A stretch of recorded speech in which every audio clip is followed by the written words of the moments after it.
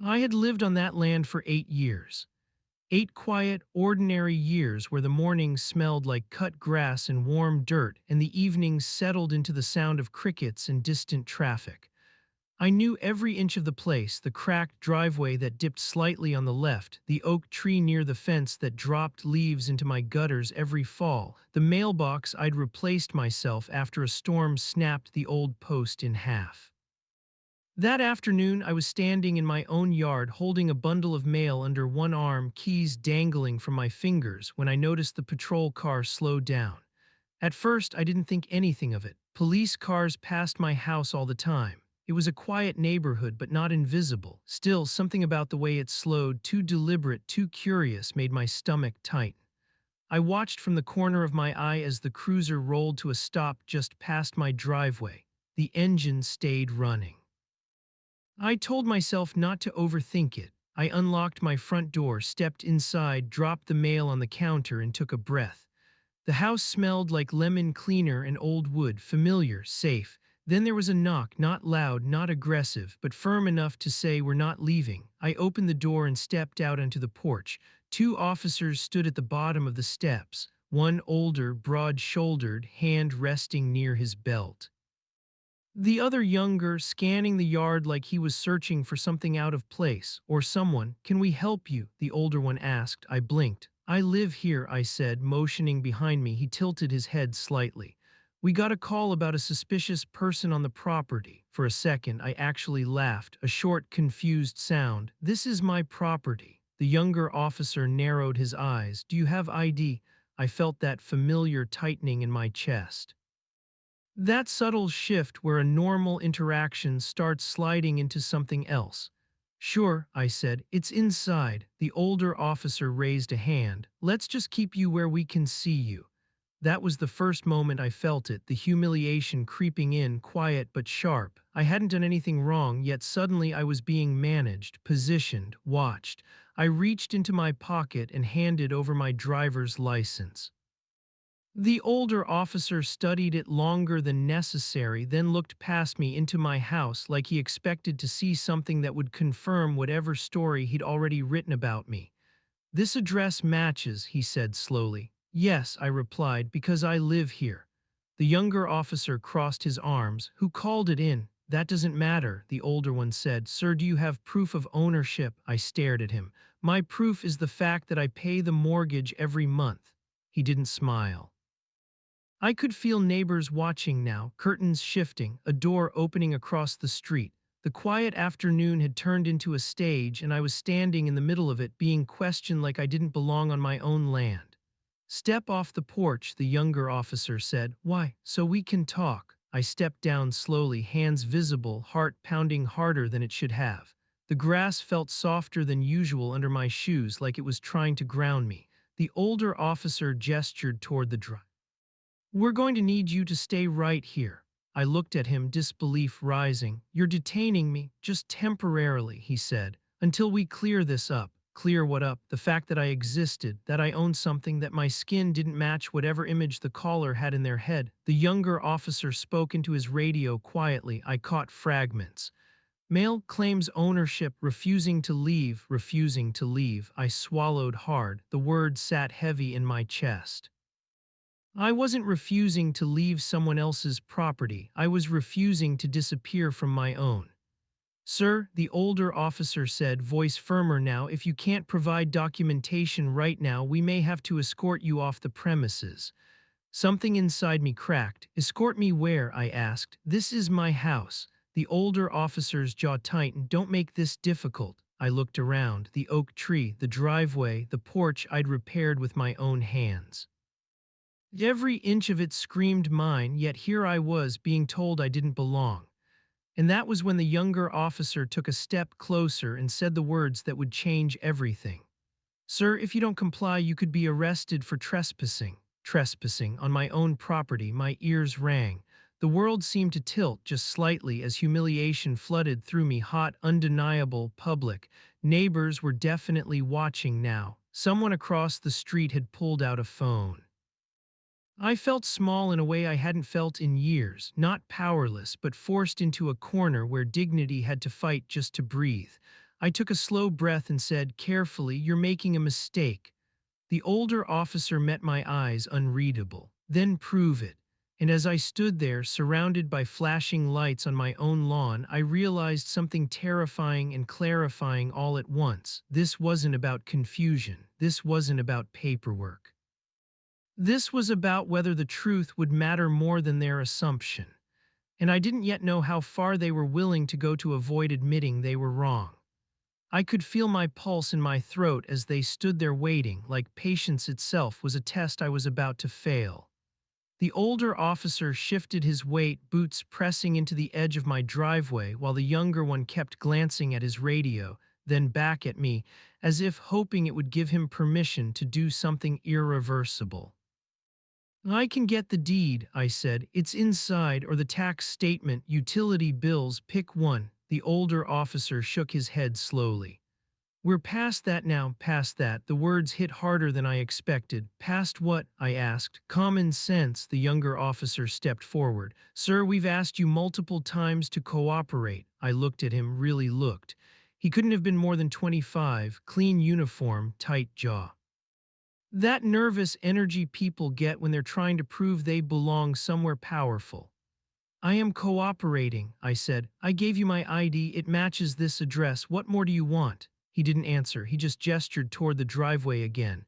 "Hands where I can see them." A car drove by slowly, then another. I noticed Mrs. Collins from 2 houses down standing on her porch, arms crossed, watching like this was a show she hadn't paid for but didn't want to miss. Someone across the street was definitely filming now, no attempt to hide it.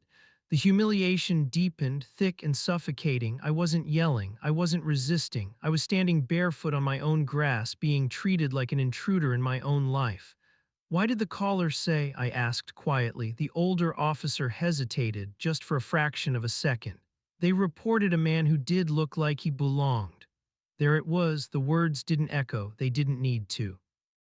They sank straight into my chest and settled there, heavy and familiar. I nodded slowly, more to myself than to them.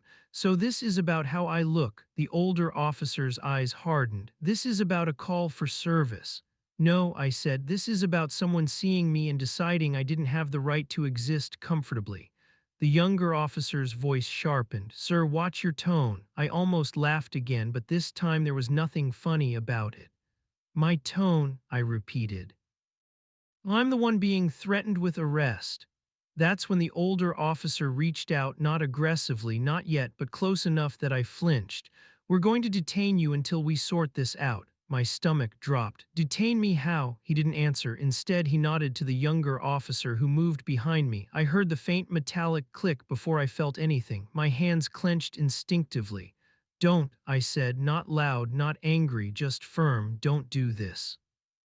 "Hands behind your back," the younger officer said. I hesitated for half a second, long enough for the older one to say, "Now." I complied. The cuffs closed around my wrists, cold and tight. The sound was louder than it should have been, final, permanent. I sucked in a breath through my nose, forcing myself not to react, not to give them the satisfaction of fear. But it was there anyway, deep, sharp, undeniable. Someone gasped. I heard it, from the sidewalk, from my own street. "Are you serious?" I asked, staring straight ahead at my front door. "You're handcuffing me on my own property." The older officer leaned closer. "You should have complied earlier," as if this was inevitable, as if the ending had already been decided the moment the call came in.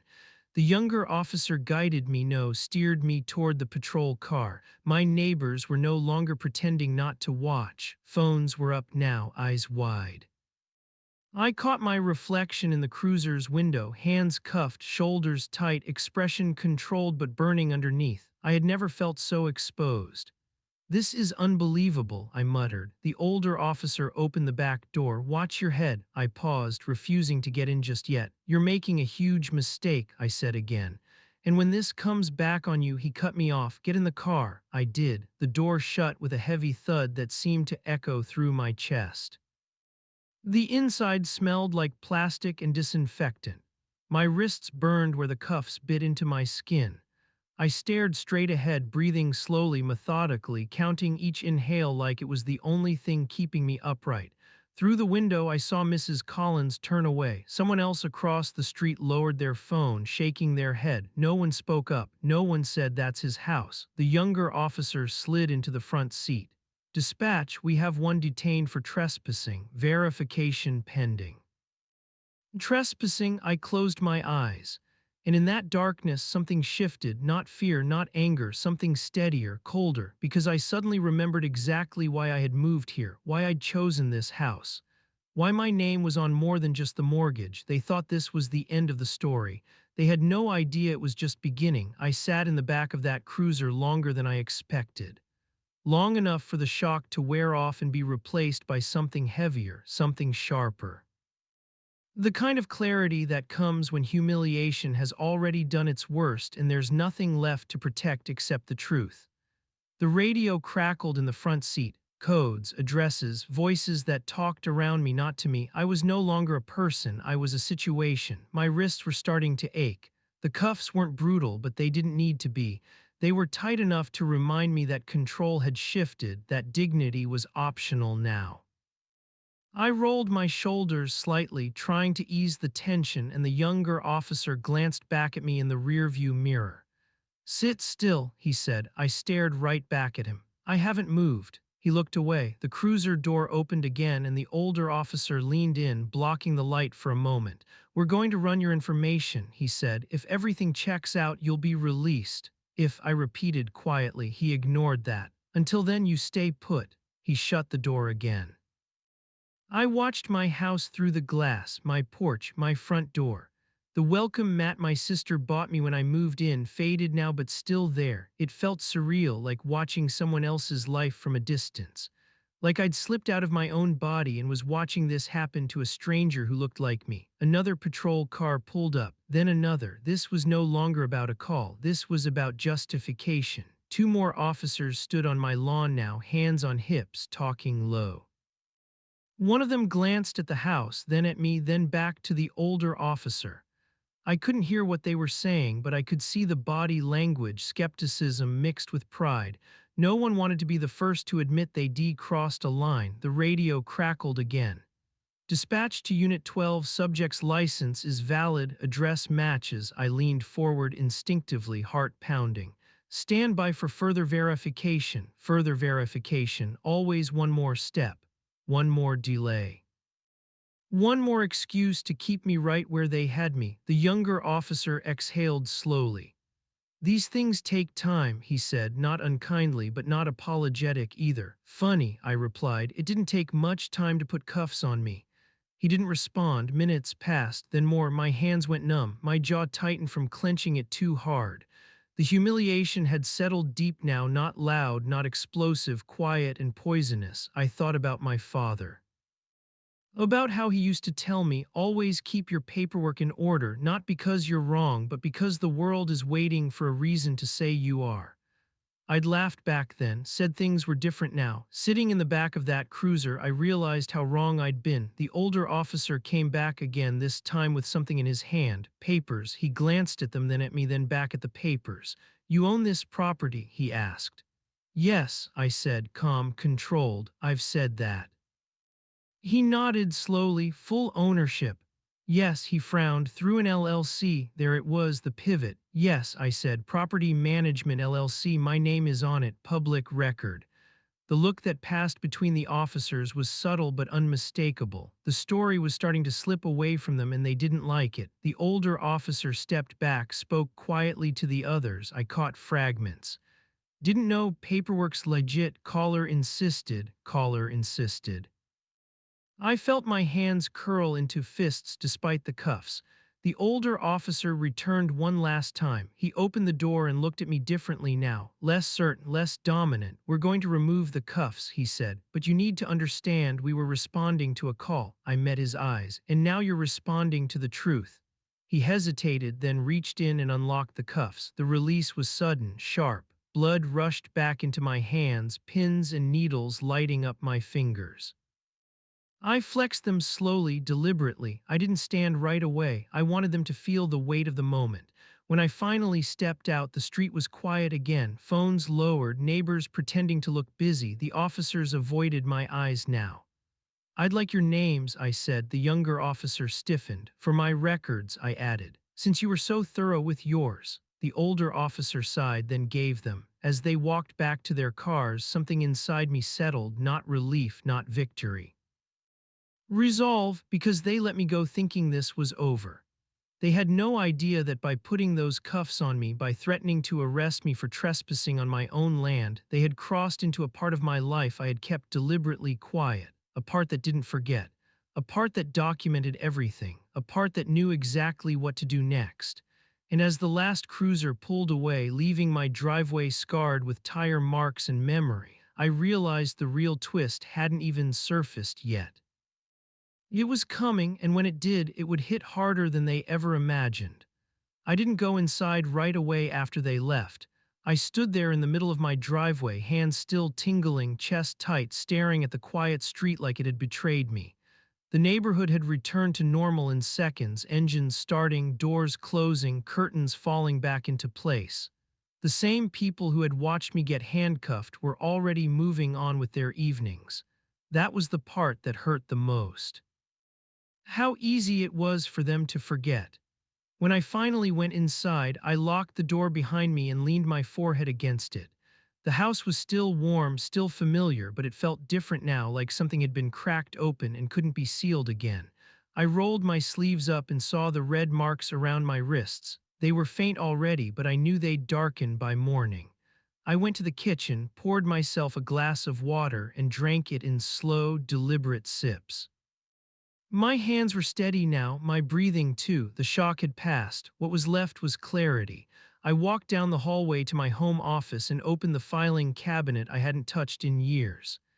Inside were folders I kept for a reason most people never knew about me, not because I was paranoid, but because I was prepared. I pulled one out and laid it on the desk.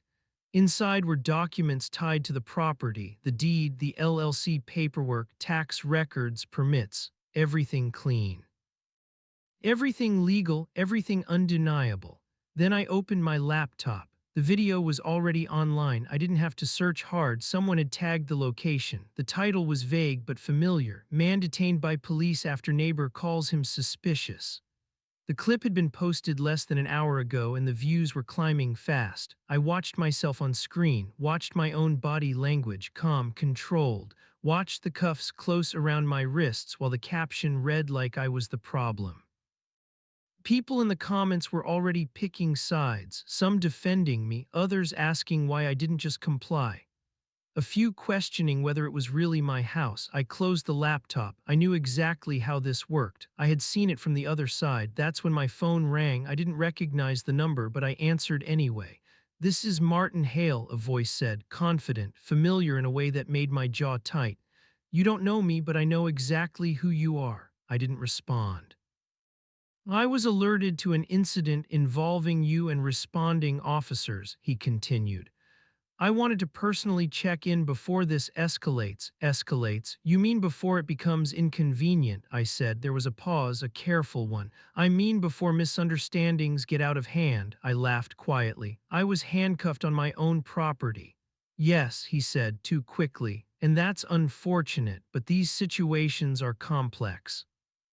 "They're only complex when the wrong person is embarrassed," I replied. Another pause, longer this time. "You have to understand," he said, "there are procedures. Calls come in, officers respond, sometimes mistakes happen."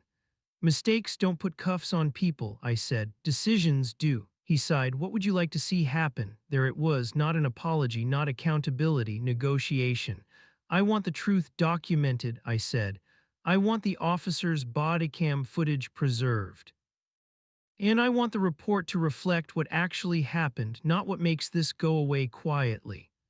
"That could have consequences," he warned. I leaned back in my chair, eyes drifting to the window, to the dark outline of my yard. "So did trespassing me on my own property." Silence. Finally he spoke again, voice cooler now. "I'll see what can be done." "You do that," I said, "and for the record, this conversation is documented too."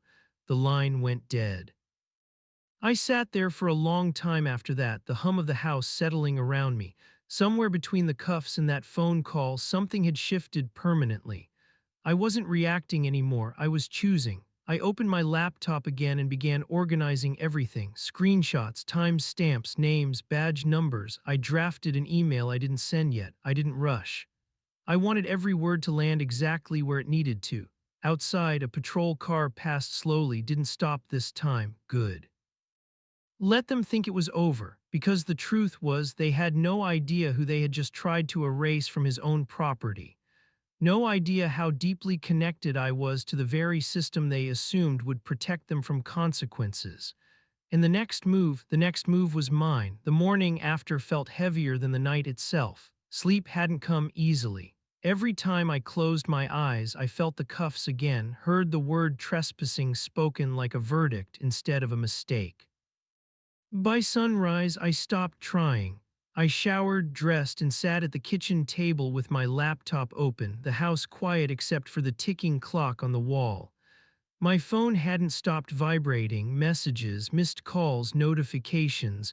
The video had spread far beyond the neighborhood page. It had crossed into something bigger, messier.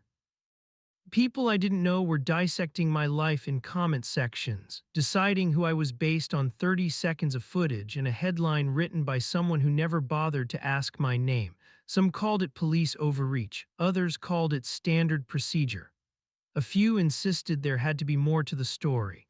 There always had to be more as long as the truth didn't make them uncomfortable. I scrolled until I saw it, an upload from a local news outlet. Same clip, same framing, no context.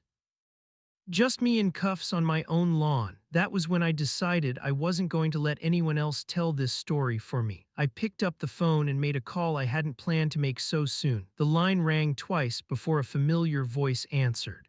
"I was wondering when you'd reach out," she said. "Then you already know," I replied. "I know everything," she said, "and I'm angry for you." She wasn't just a friend, she was an attorney, a good one.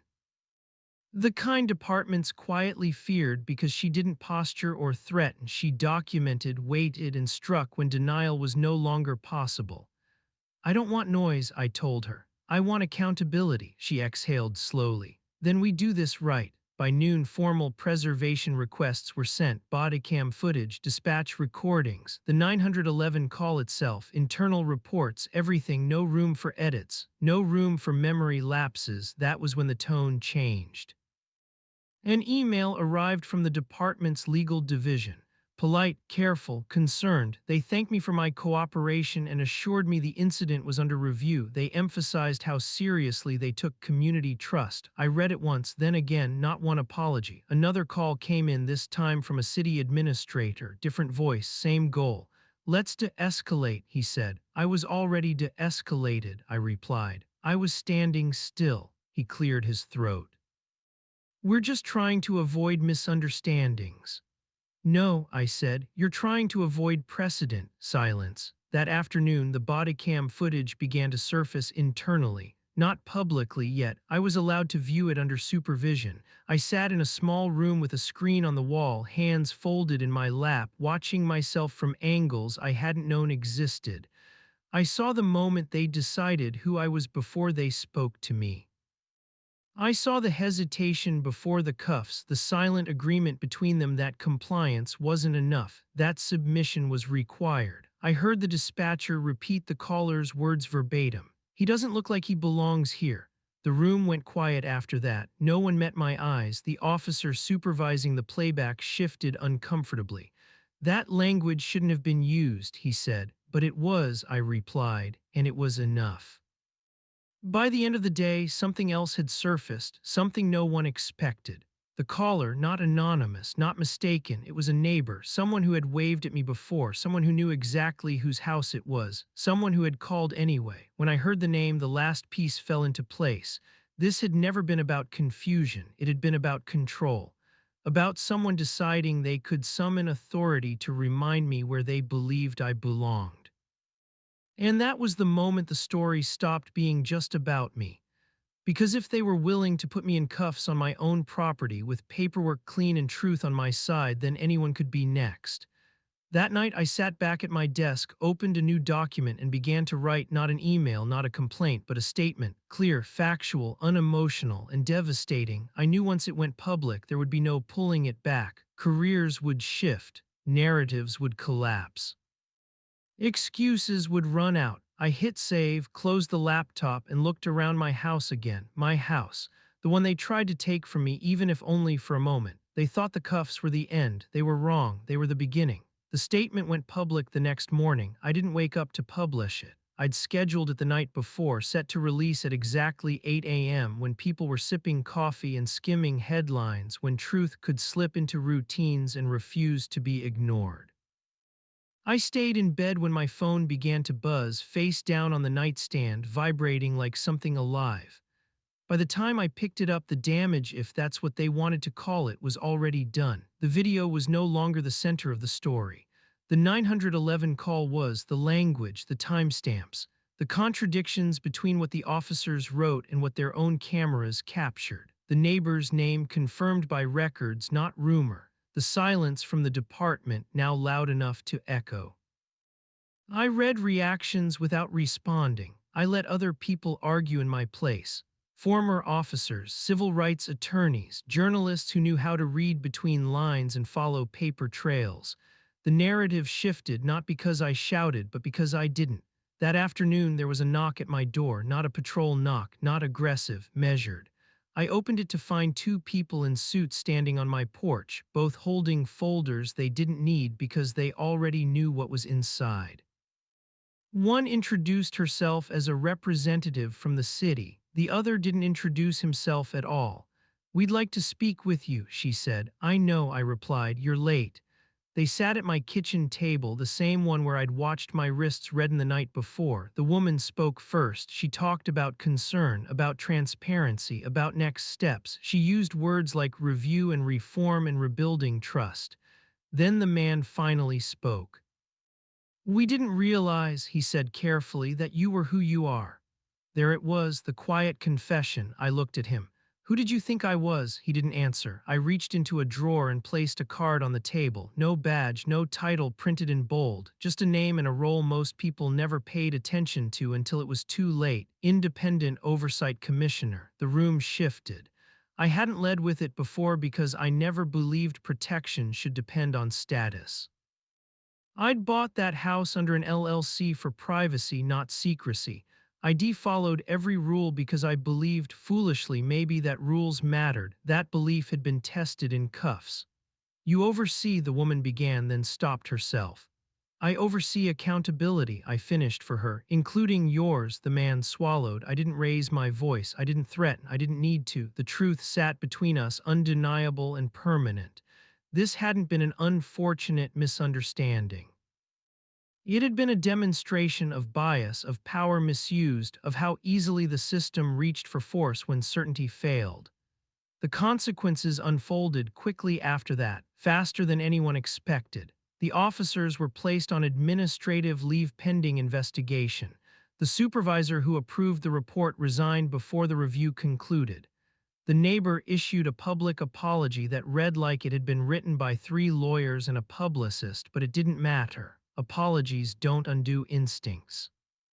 The department announced policy changes, training initiatives, listening sessions. None of that erased the night, but it did something else. People started telling their own stories. Messages flooded in from men and women who had stood where I stood, hands visible, voices calm, still treated like they didn't belong in their own lives. My inbox became a ledger of humiliation and survival. I read every message. I didn't reply to all of them, but I carried them with me. Weeks later, I stood on my lawn again, sunlight warming the same concrete where my face had once been pressed down. A reporter asked me what justice looked like now. I thought about it. Justice wasn't revenge. It wasn't headlines. It wasn't watching someone else fall. Justice was this: the next time someone made that call, it wouldn't end the same way. The next officer would hesitate. The next supervisor would ask a better question. The next man standing on his own property might be believed without having to prove his humanity. That night didn't break me, it clarified me. I still live in the same house, same quiet street, same neighbors, though some no longer wave. That's fine. I don't need their comfort, I need their understanding. Sometimes when the street is quiet and the air feels heavy, I hear the echo of the cuffs, not as fear but as a reminder. They tried to tell me I didn't belong. What they didn't know was that I was already exactly where I needed to be. And now, so was the truth.